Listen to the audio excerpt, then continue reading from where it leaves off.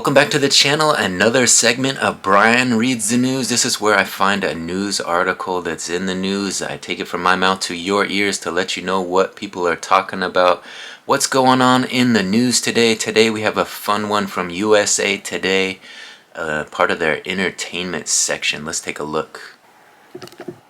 There you see it. It says Joker 2 is startlingly dull and Lady Gaga is drastically underused, critics say. This article is by Brendan Morrow of USA Today, published September 5th, 2024. Let's take a look. Article says here, the clown prince of crime is getting clowned in early versions for Joker 2. The highly anticipated Joker sequel premiered Wednesday at the Venice Film Festival, but the first critical reactions are quite mixed. The film currently holds a 60% approval rating on Rotten Tomatoes, down from the original 69% score. Rotten Tomatoes ratings typically decline as more reviews are added closer to a film's release.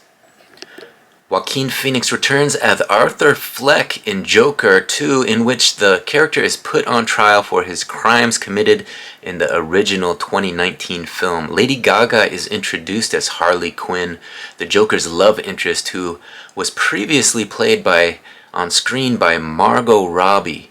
The movie incorporates musical elements, with the Joker and Harley sometimes breaking into song, but negative reviews argued the musical numbers are underwhelming and Gaga's talents were not well utilized. Here's a look at some art from the latest movie. It says Joaquin Phoenix and Lady Gaga in Joker 2 Folie A Deux by Warner Brothers Pictures. Continues on, Lady Gaga is drastically underused in the film, says Owen Gleiberman at Variety, who described the sequel as a rather clunky and overly cautious, in apparent reaction to the controversy over whether the original sent a dangerous message that could lead to real-world violence. IndieWire's David Elrich noted that Gaga is relegated to the sidelines for most of the story in favor of endless trial scenes that literally relitigate the events of the previous film. Elrich described the movie as excruciatingly, perhaps even deliberately, boring sequel that does everything in its power not to amuse you, also planning the underwhelming musical numbers. Joaquin Phoenix said this on his complicated weight loss for the role. He said, "I probably shouldn't do this again." Vanity Fair's Richard Lawson said the film is startlingly dull and a pointless procedural that seems to disdain its audience, noting it feels cramped because it takes place almost entirely in the asylum and the courthouse. Lawson also agreed with the consensus that Gaga is woefully underused and said director Todd Phillips wrings every ounce of life out of these moments of song. At Vulture, Alison Wilmore wrote that the punishing film seems perversely dedicated to eliminating as much pleasure as possible from its song and dance numbers and is a waste of Gaga's presence.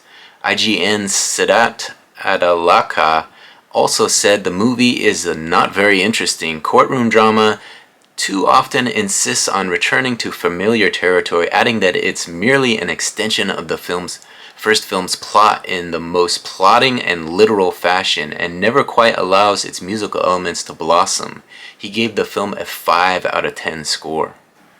The Hollywood Reporter's David Rooney was mixed in his review, arguing that while the film is narratively a little thin and at times dull, Gaga is a compelling live-wire presence, and in the handful of scenes where fantasy liberates her in full-throated glory, the movie soars right along with her.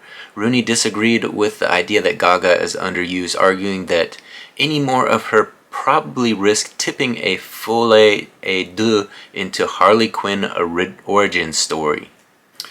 Other critics were far more positive, though, with Bill Brya writing for Slash Film that Folie A Deux is the most compelling comic book movie of the year, and Gaga is a revelation, delivering a performance that brings Harley Quinn to life in a way she never was before.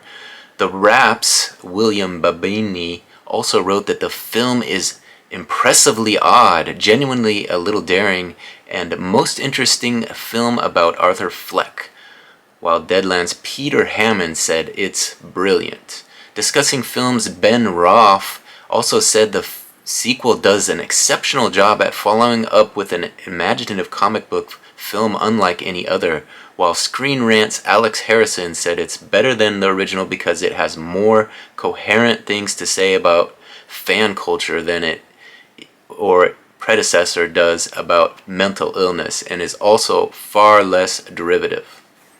Despite the mixed critical reactions, Joker 2 received an 11-minute standing ovation at its Venice premiere, according to Variety. The original Joker won the Golden Lion at Venice in 2019 and went on to earn 11 Academy Award nominations, the most for any film that year. Phoenix won the Oscar for Best Actor. Joker also grossed more than $1 billion at the box office, becoming the highest-grossing R-rated movie in history at the time. That record was later broken by this year's Deadpool and Wolverine. The article ends by saying that audiences won't have to wait long to see Joker 2 Folie A Deux for themselves as the film hits theaters August 4th. So come into theaters August 4th. Stay tuned. Hopefully you guys enjoyed this little segment of Brian Reads the News. Obviously mixed reactions to the new Joker movie, so let me know in the comment section, are you guys still planning to see it based on these reviews? Some say it's a little bit dull, the court scenes are kind of boring, and Lady Gaga was underused, so who knows? We'll have to wait and see, I guess. Let me know, are you going to see this one, or are you going to pass? Of course, if you guys are interested in more Brian Reads the News segments, all you got to do is subscribe to the channel, hit that subscription button, and ring that notification bell. We'll see you on the next one. Bye.